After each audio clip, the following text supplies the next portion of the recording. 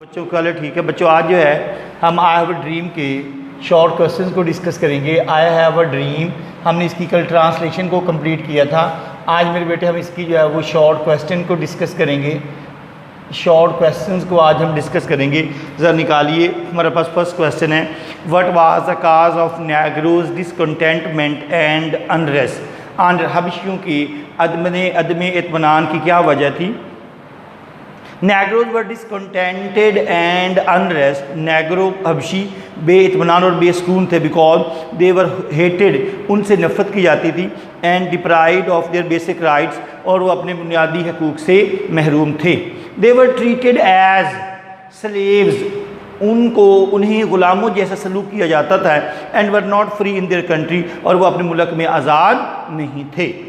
What are the qualities of the veteran. मेरे बेटे veterans का क्या मतलब है? एक्सपीरियंस, नित नई अज़ियतें या तजर्बाकार सिपाही। ऑफ क्रिएटिव सफरिंग, किसी अच्छे काम के लिए मुसीबतें बर्दाश्त करने के लिए रज़ाकारों की यानी कि सोल्जर्स की एक्सपीरियंस, उनकी क्या खूबियाँ हैं। दे फेस हार्डशिप्स, वो सामना करते हैं मुश्किलात का विद करेज, हौसले एंड पेशेंस और सब्र के साथ। दे फाइट, वो लड़ते हैं फॉर देयर राइट्स, अपने हकूक़ के लिए, एंड बिलीव, और यकीन रखते हैं that unearned suffering is redemptive, कि बगैर किसी जुर्म के पेश आने वाली मुसीबत बाइस से निजात होती है।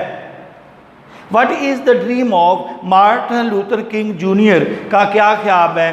His dream is that there will be the rule of brotherhood. मेरे बेटे विल बी फ्यूचर इंडेफिनिट, यह बी जो हमारे पास एज अ वर्ब है। इक्वलिटी, भाईचारे, जस्टिस, इंसाफ, एंड और फ्रीडम, आज़ादी। अमेरिका में आज़ादी, भाईचारे, मुसाफात का राज होगा। देयर इज़ नो रैकिसिज्म, नस्ल परस्ती नहीं होगी। A person will be judged, एक शख्स को परखा जाएगा। Will be judged, tested, passivise, by his qualities, उसकी खूबियों से, and not by his colour, ना कि रंगत की बजाय उसकी खूबियों से परखा जाएगा।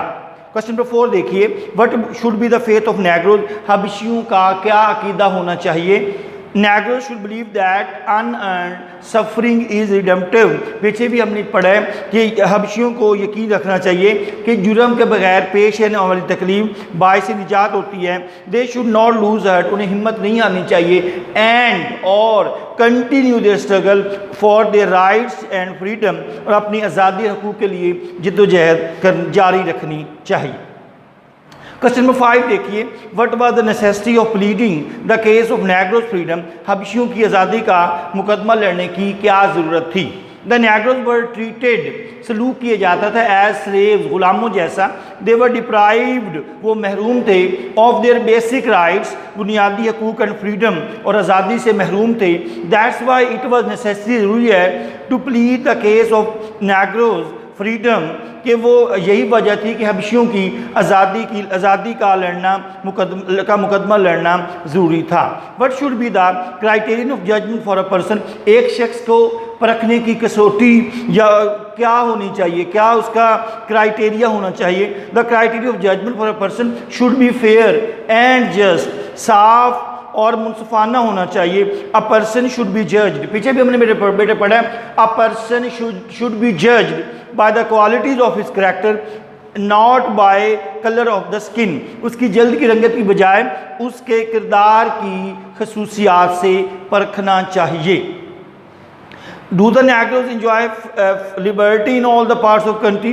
क्या हबशी अपने मुल्क के तमाम हिस्सों में आज़ाद थे? In the pass नेग्रोज did not enjoy liberty all the parts of the country.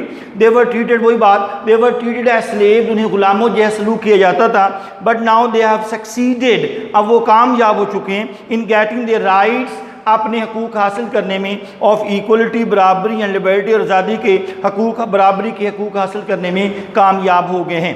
From which part of the country the Negroes gathered there. हबशी वहाँ मुल्क के किस हिस्से में इकट्ठे होते हैं? The gathered there from the parts of the country, मुल्क के मुख्तलिफ हिस्सों से, इंक्लूडिंग मिसिसिपी जिसमें शामिल है, अलबामा है, साउथ कैरोलिना है, लोइसियाना है, जॉर्जिया है, एंड द नॉर्थन सिटीज़, और शुमाली शहरों के लोग शामिल थे। राइट ऑन द सॉन्ग हाँ जी, what is the effect of repetition of word. Repetition of words का क्या मतलब है?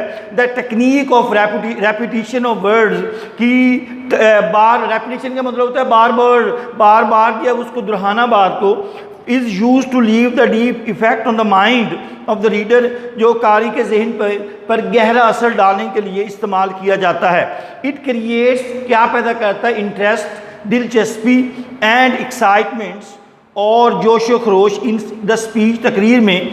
It also helps the reader, वो कारी को ये समझने में, टू अंडरस्टैंड, समझने में मदद देता है। द सब्जेक्ट मैटर क्लियरली, ये कारी को अपने मजमून को वाज़ेह तौर पर समझने में मदद देता है।